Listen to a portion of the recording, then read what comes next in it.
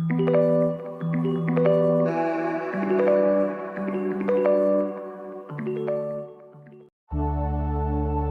been waiting for this for so long, training to beat the doubt. I saw myself in... So, good morning guys, welcome back to our YouTube channel. So today you're hanging out with me, yes, and I will be doing, this is the final Italy video that I have been promising you guys for a couple of weeks, but today I finally got around to doing it. Yeah, okay. This video will be about what to expect in Italy in regards to stuff that people don't really talk about. Yeah, and then I will also be talking about what you really need to expect if you're traveling there with a baby. And when I mean a baby, I mean a child who is on a, you have to put them on a stroller, or a differently abled person, and you have to move them around, maybe in a wheelchair. Yeah? So in our case, we had a baby. Yeah, so the baby was always on the stroller. And the number one, okay, let me do this. Let me start with the positive things in Italy. I really loved Italy. Italy was amazing. I mean, I think the best part was that when you're in Italy, regardless of the city where you are in, it's like a catwalk. People dress up to go to the supermarket. That was so interesting. Normally, maybe in our side of Germany, in our part of Germany, people really don't. You don't dress up to go to the supermarket, right? But in Italy, it's like catwalk. You go to the supermarket and you see ladies in heels and looking all dolled up, and it's very motivating. You feel like you also need to dress up to go there. Another thing I loved is the shopping options. I mean, you don't even have to go to the big brands. I know I did a video for you for the Duomo Milano, and I had like this whole aspect of the luxury stores and all that. Yeah, but in Italy there's so much that you can shop, and there are so many options. Because like me, I never went to the high-end stuff. I found this small designer. They're called Ziggy and Baraka, and I bought some stuff. I think I will attach their website maybe here. I bought some stuff from them, and it was really good stuff, and it was so hidden. And I realized that there are so many small designers that have very authentic stuff, and they are like a whole brand, but small brands, right? So that was also really cool for me, and they are more affordable compared to the high-end luxury goods, and you get the very good quality. Like I bought this leather bag, very tiny, very pink, and it is amazing. I accidentally left it hanging somewhere, and I thought maybe it will have like a crease on it, but no, it's good. Like it's leather, like genuine leather. It will not, Fiona is always scratching on it, and it's not changing. There is no scratch marks. Yeah, I mean, very good quality stuff. So obviously what I'm recommending is that when you're in Italy, do your shopping there, shop for stuff there. And then if you don't have such a big budget to work with, just go with your budget. Of course, you will find a small designer, or a small, like there's a name they normally use, a small business. Yes, you will find a small business designer, and you can shop from them, and you'll probably get so many options to work with. Like me, I got this very nice denim dress for summer, and it's like mid-length, and I have some very good boots that I'm planning to pair with that. Let me show you guys what my plan is. Yeah, I really got some nice dresses, but I will just show you this one because this was like my favorite buy from all the stuff I got. It's a denim dress, and it's from this company called Baraka and Ziggy. Yeah? it's really nice, and my plan is to pair this. You guys have to look out for my weekly vlog. When it comes up, I will be wearing this one because the weather is becoming nicer, yeah? And I'm planning, yes mommy, and I'm planning to pair that with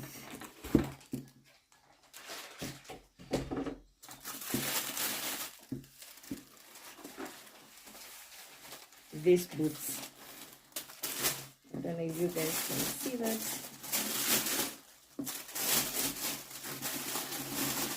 Right? I'm planning to pair this with that. So, you see, I've been saving this shoe. I really did not have the perfect outfit for it, and I think the things that I got from Italy, this one will be perfect, yeah? So, shop in Italy. Support the small businesses. You will not be disappointed. Okay, the second thing I saw, there were so many options for food. Like for snacks, we bought a lot of snacks from Italy because they had so many options. And the good thing is that while some things, maybe they have like an English translation, some things you need to ask. Don't feel weird about asking. A lot of people speak English there. It's a very big tourist country. So there's more, people have adopted English to make it easy even for tourists, yeah? Also, another thing I learned, go to restaurants earlier. On one of my vlogs, I think in Luca, we went to a hotel with 4.5 stars, and there was nobody there, and we went like I think 11, and we had a wonderful time for like 2 hours. It was just us, and we ate, and then when we were almost leaving, that's when our people started coming in, and it was getting more crowded, and I was like, oh, that is a good trick. Normally with places like Italy and other very touristic places, you try to do your stuff in the morning, although in Italy that did not work, because before we went to Italy, Stefan had told me I should choose either we should go to Italy or we should go to Croatia. And then I said, because spring is just starting and it's still cold, maybe there will not be so many people in Italy.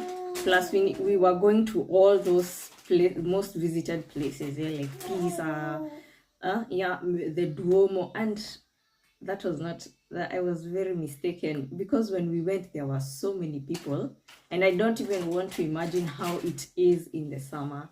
So I would advise, if you're choosing something, I think it was less people, I would advise when you're choosing a place like Italy for visiting, try and go when the seasons are changing there. Try and catch it when you expect there won't be so many people, because while there were so many people, it was not too much. It was not too much. I don't like crowded places, and we were hitting those touristic spots like 8. Although even that 8, there were so many people, we had to make a line to get in. When you're in Italy, try to find the towers. You know, some cities are so small and so crowded. You will not see everything. You cannot see everything. You have to walk around all the time and all that. But I would recommend, if you can find a tower, go up that tower. Just pay the museum some amount, go up the tower and have a city view. Yeah, I think we did that a lot in Italy. We were going up, like when we were in Bologna, we went up 500 steps, yeah, just to get a good city view, and we saw a lot. It was amazing. It was interesting.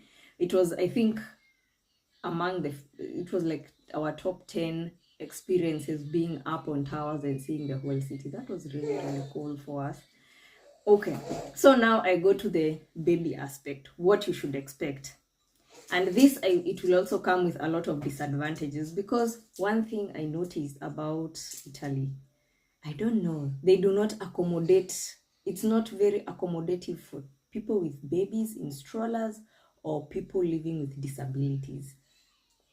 Yeah, so let me give you an example. We went, oh my god, that was it. Stefan was getting really, it was getting on his nerves, because some of these things are just okay. Because for one, let me tell you, we parked, we could not find parking because it's such a touristic place, meaning a lot of parking spots are taken. Finding parking was a nightmare. In most places, finding parking was a nightmare. And then we have a small baby and we always use a stroller. The other thing, see, you guys know from the parking spot, you've parked your car, yeah? You have a child, you take out the stroller, you put it together, and then you go and find an elevator to take you now downstairs, and then you can go and start sightseeing. The elevator was like this. Like, it was so small, the stroller could not go through. That was like number one. Stefan was like, what? The stroller could not go through. So what did we have to do? We had to take out the wheels of the stroller so that now we can just bring in the stroller thing, yeah? You bring in the seat, and then when you're in there, only Stefan could fit in with the stroller. And even then, the space is so squeezed in. So he was holding the wheels in there, and then he comes out, and then he drags out the stroller, and then he puts the wheels back on the stroller.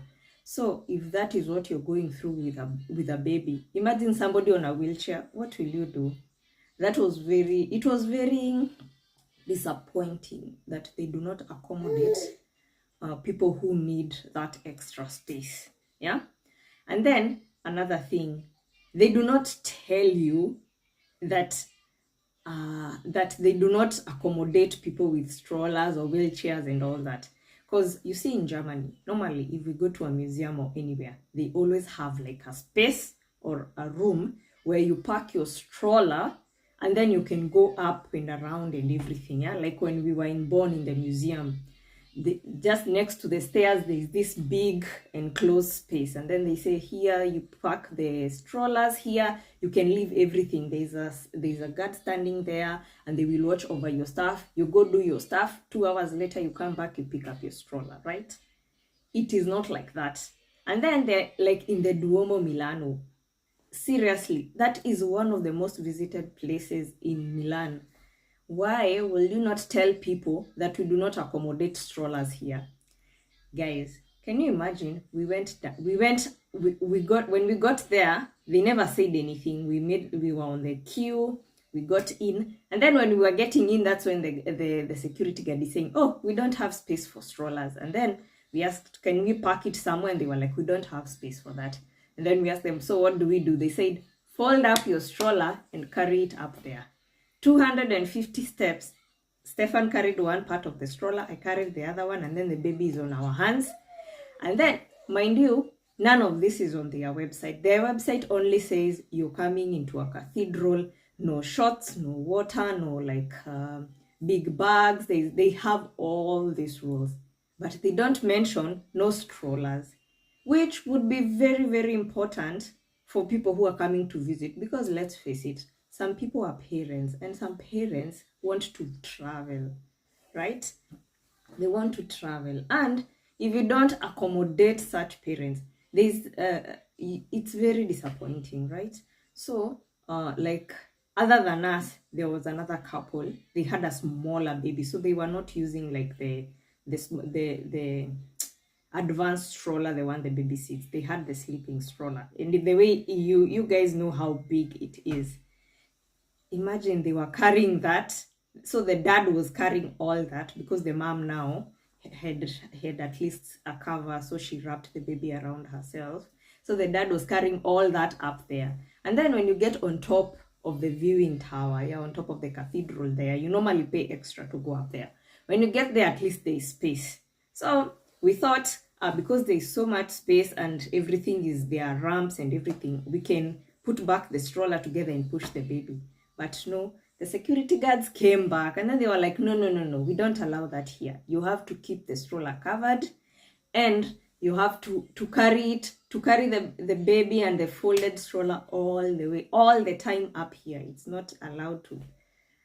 I was very disappointed. Stefan was very disappointed, because I feel this is something they are supposed to mention. Some people with wheelchairs would also like to go up there. People with strollers would like to go up there. Maybe normally I see those options. Everyone is normally accommodated, but in this case, no. Another thing I saw, even on bus stops, sometimes you have your stroller, and you're on the walkway, and then you push, and then you just find the bus stop is in the middle, like the cover, the blanket cover thing for the bus stop is just in the middle of the walkway. Yani you have to go back on the road with your stroller and then come back to bypass the bus stop and then come back. So it was very, very, very unaccommodative, or it was very disappointing. I wish there was a video about this. Finally, about buying souvenirs and all that. Yes, I'm always all about supporting the small businesses, but don't buy them like outside the pizza. They had so much small shops with all that. No. When we left Pisa, we walked, I think, 10 minutes into the surrounding areas, and the restaurants were cheaper, and then there was even a 99-cent store. So sometimes try and go out and see if you can support other small businesses with your stuff, yeah? One thing, you need to always respect the cathedrals, and because Italy has a lot of cathedrals and there are rules to those things. You cannot go there wearing your shorts and your stomach is showing. No. They have rules for these things. That's why you should read instructions. Like the Duomo came with a whole, when we booked it came with a whole page of instructions. This is not allowed, this is not allowed, because at the end of the day, that is the house, that is a worship place, yeah? You have to give it the respect it deserves, yeah? So I would say that is very important, and that goes for every other cathedral or place of worship that you visit. You need to be very, very respectful. Let us travel consciously, yeah? So also, since most of these places are in very big cities, I would advise you to be very aware of pickpocketers. I know sometimes, like somebody like me, I live in a very quiet town, not a lot happens. But when you're in big cities, you have to be aware of pickpocketers. You have to be aware of your phone when you're creating content. You have to watch what your camera is doing, who is around you, because some people are very sneaky, right? So I would say that is it for Italy, and this is my last video about Italy. I really wanted to give you those tips, especially people traveling with kids in strollers and people on wheelchairs. You have to be very prepared, because there's no need you go all the way to Italy and then you realize after you've parked your car, your loved one's wheelchair will not even fit in the elevator. And then at that time, you've parked maybe the 4th floor. You see how discouraging that is? Yeah, it's so discouraging, and I did not like that aspect. And so the most important question, would I go back to Italy? I don't know. I will go back when my kid is bigger, when they can walk by themselves and they can do everything by themselves, because of what I saw. Actually, even Stefan told me the same thing. He was like, we only go back to Italy when Fiona is walking, because that pain of having to carry your stuff all the way up there and you have bags and all that was not good. That was a bit disappointing.